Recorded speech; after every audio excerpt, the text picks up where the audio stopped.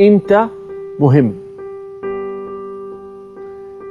أنت كإنسان لم تخلق عبثا، وجودك في الكون له سبب. فما في إنسان يستقل من نفسه أو يحس أنه ما له دور في الحياة، أو أنا مين، أنا ماشي على هامش الحياة. وكل إنسان وجوده يغير في كل الكون. كل الكون لن يكون كما هو اليوم بدونك. يعني إذا أنت خرجت من الكرة الأرضية دي، كل منظومة الكون حتتغير. نقطة مرة مهمة في كلامنا دائما، أنه نحاول نتحاور علشان نفهم، مش نتجادل علشان كل واحد يثبت وجهة نظره. وبالتالي لما تتحاوروا مع أولادكم مرة مهم تفهموا وجهة نظرهم. سبب أساسي جدا في عدم فهم الآباء للأولاد أنهم مش فاهمين هم قاعدين إيش النظارة اللي شايفين فيها الدنيا، وهي نظارة مختلفة تماما عن نظارتنا إحنا أيام ما كنا في عمرهم. نظارة مختلفة تماما، شايفين الدنيا بمبادئ مختلفة من زاوية مختلفة.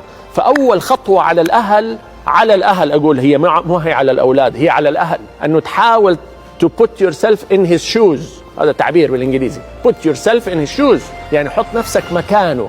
حاول أول خطوة تفهم أنت ليه رأيك كده.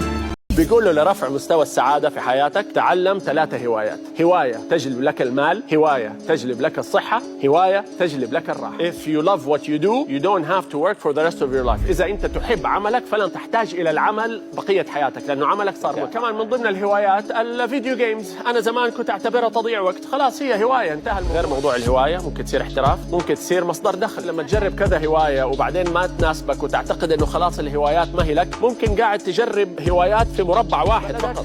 شوف هوايات، جرب أكبر عدد من الهوايات إلى أن ترى الهواية اللي تناسبك، ولا تخلي تجربتك لعدة هوايات وما عجبتك تحبطك وتقول إنه أنا ماني حق الأشياء دي. لا، هذا معناها ما وجدتها. بس لازم تكتشف الهواية اللي تجد نفسك فيها، تعيشك في اللحظة، تنسيك ضغوطات الحياة. أول خطوة لازم الأهل ينزلوا يفهموا، يستوعبوا، يسمعوا من الشباب أنت ليه بتسوي كده، أنت إيش بتسوي أصلا. الحلقة دي بالمناسبة أنا كلمت مئات الشباب والبنات في العالم العربي عشان أفهم. فلما أسألهم إيش اللي يخلي الشاب يروح كده وشاب يروح كده، الأسرة العلاقة صارت متوترة بين الأهالي وأولادهم، مش قادرين يفهموهم، عملة تقاب، فبالتالي يحتاج أهل ثانيين، أصدقاء في الشارع، وأغلبهم حتلاقيهم ماشيين في طريق غلط. مرة مهم أنك تصاحبه. لازم تنتقل من مرحلة الأبوة والأمومة إلى مرحلة الصداقة. لذلك المثل المعروف، إذا كبر ولدك خاويه. كيف تعرف أنت كأهل أولادك أصدقاء لك ولا لا؟ أنه مهما سوى من مصيبة يرتاح أنه يجيك وما يخاف. هذا تعريف الصديق. بيجوني كثير أحيانا أهل يقولوا يا أستاذ أحمد شوف الشباب اللي شوف الجيل الجديد التعبان. أقول له أنت أول لازم تفهمه. قال لي ما هم أنا فاهمهم بس هم. قلت له طالما بتسوي كده معناه مو فاهمه. واحدة من أهم مصارف الطاقة الإيجابية للشباب إنه يكون عنده رياضة يخرج طاقته فيها. فهذا مرة مهم إذا نبغى الشباب يبعدوا عن المخدرات وعن العصابات وعن التخريب. مهم أن نوفر لهم مصرف آخر لهذه الطاقة، ومن أهم هذه المصارف وأنجحها الرياضة. أي عادة أنت عندك سيئة قاعدة تضرك، في يوم من الأيام إذا أصريت وإذا علمت نفسك وإذا كلمت المختصين وإذا يعني كملت هذا بالدعاء وباللجوء إلى الله، كل الأمور الأخذ بالأسباب والتوكل، لا، في يوم من الأيام ربنا إن شاء الله سيحررك من أسر هذه العادة. أنا كنت أحس نفسي مأسور زي المسجون، يعني كأني أسير لهذه العادة، أبغى أنفك عنها وماني قادر. شعور مرة سيء كان. الإنسان طول حياته بيتعرض لفتن، بيتعرض لمحن، بيتعرض لابتلاءات، بيتعرض لاختبارات، ومع كل مشكلة كبيرة بيفتكر ان دي النهاية او دي اخرته، ولكن بيفاجأ ان لسه في تاني. لا، انا لسه اقدر ان انا اعيش، لسه اقدر ان انا اتجاوز، لسه اقدر ان انا اعمل. وبتيجي مشكلة تانية ومصيبة تانية فتقول خلاص هي دي اللي هتخلص عليا، فتلاقي نفسك لا، انا لسه قادر اكمل ولسه قادر اعمل. فما تقعدش تخنق نفسك يا ابن عمي. عارف ليه؟ لان في الاول والاخر كل هذا حتما سيمر. اصل لا مؤاخذه يعني ما فيش حاجه بتقعد. اللي انت النهارده خانق نفسك فيه ومضايق نفسك فيه وعصره وعامله ومش عارف ايه، بعد 6 شهور والله لا 6 شهور ايه، اقسم بالله بعد 3 اسابيع من النهارده والله العظيم ما هتفكر في الموضوع اساسا ولا هتفتكر انت كنت زعلان من ايه. فارمي ورا ظهرك وتوكل على الله، وان شاء الله ربنا هيوفقك وربنا هيكرمك. انت عامل ايه؟ ونفسيتك عامله ايه؟ واخبارك في الحياه عامله ايه؟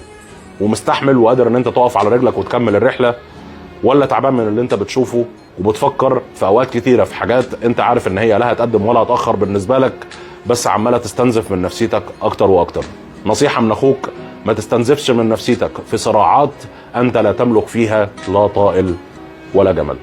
بعض الاشياء لابد ان تكون نابعه من داخل الانسان حتى يستطيع اولا ان يؤمن بها، وثانيا ان يكون قادر على عملها بالشكل المطلوب. احيانا كتيره في حياتنا في العالم اللي احنا عايشينه احنا بنجبر على حاجات احنا ما بنحبهاش، ويمكن من اكتر الحاجات اللي بتتعبنا كبني ادمين لما بنقرر ان احنا نعيش المرحله دي هو ان احنا بنحس ان مفيش حاجه بتتبدل، بنحس ان احنا بندور في نفس الساقيه، بنحس ان احنا مجبرين ان احنا نقعد في الحصه نسمع الكلام ونسمع اللي بيتوجه لنا لحد ما نوصل لمرحله ان ودننا اتطرشت ودماغنا صدت من كتر القرف اللي احنا بنسمعه، برغم ان نفس الحاجه ممكن لو اتقالت لنا بطريقه مختلفه، ممكن لو عشناها بطريقه مختلفه، ممكن لو اتسمح لنا ان احنا يبقى عندنا الاختيار ان احنا عايزينها او مش عايزينها، كان ممكن ان احنا نتعامل معاها بشكل احسن.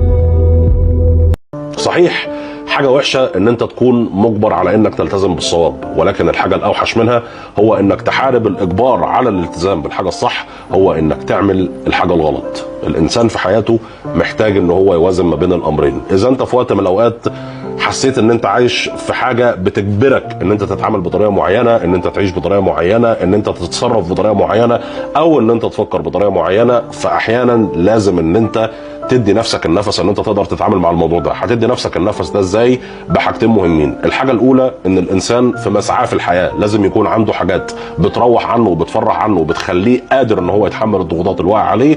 والحاجه الثانيه في رايي الشخصي وهي اهم من كل ده هي اهميه اختيار الرفاق، اهميه اختيار شله الصياع اللي موجوده حواليك، اهميه اختيار الناس اللي انت بتخرج معاهم. اذا انت في وقت من الاوقات حسيت ان انت عايش في حاجة بتجبرك ان انت تتعامل بطريقة معينة، ان انت تعيش بطريقة معينة، ان انت تتصرف بطريقة معينة، او ان انت تفكر بطريقة معينة، فاحيانا لازم ان انت تدي نفسك النفس ان انت تقدر تتعامل مع الموضوع ده. هتدي نفسك النفس ده ازاي؟ بحاجتين مهمين. الحاجة الاولى ان الانسان في مسعاه في الحياة لازم يكون عنده حاجات بتروح عنه وبتفرح عنه وبتخليه قادر ان هو يتحمل الضغوطات اللي واقعه عليه. والحاجة الثانية في رأيي الشخصي وهي اهم من كل ده هي اهمية اختيار الرفاق، اهميه اختيار شله الصياع اللي موجوده حواليك، اهميه اختيار الناس اللي انت بتخرج معاهم. في مثل مصري بيقول انا شريك بس مش بايع نفسي، يعني انا شاري قربك وحبك وقلبك ووقتك، بس اول ما تحسسني اني مش فارق معاك، اني مش مهم بحياتك، اني مش اضافه لعمرك، اني مش من اولوياتك واهتماماتك، وقتها حسيبك وامشي، لانه ما عنديش اغلى من نفسي. وصلت الفكرة ولا أعيد تاني؟ كلام لن يفهمه إلا العقلاء. المرض نصيب والعلاج قرار، الزواج نصيب والطلاق قرار، وجود أشخاص في حياتك نصيب والاحتفاظ بهم قرار، فأنت لا تمتلك النصيب ولكن تمتلك القرار. عيوب الجسم يغطيها متران من القماش، وعيوب الفكر يكشفها أول نقاش. ليست الأمراض في الأجسام فقط بل في الأخلاق أيضا. لذا إذا رأيت سيء الخلق فادعوا له بالشفاء واحمد الله الذي عافاك مما ابتلاه. مخلوقون من نطفة، وأصلنا من طين، وأرقى ثيابنا من دودة، وأشهى طعامنا من نحلة، ومرقدنا تحت التراب في حفرة. سبب المشاكل وقطع العلاقات وشحن النفوس هو نقل الكلام، فنحن بين مقصود لم يفهم ومفهوم لم يقصد. عجيب من يجد في نفسه عذرا في كل شيء ولا يعذر الناس في أي شيء. أجمل سرقة هي سرقة القلوب بطيب الأخلاق.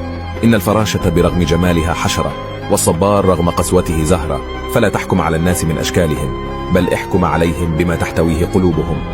كن من تكون، فاليوم تمشي وغدا مدفون.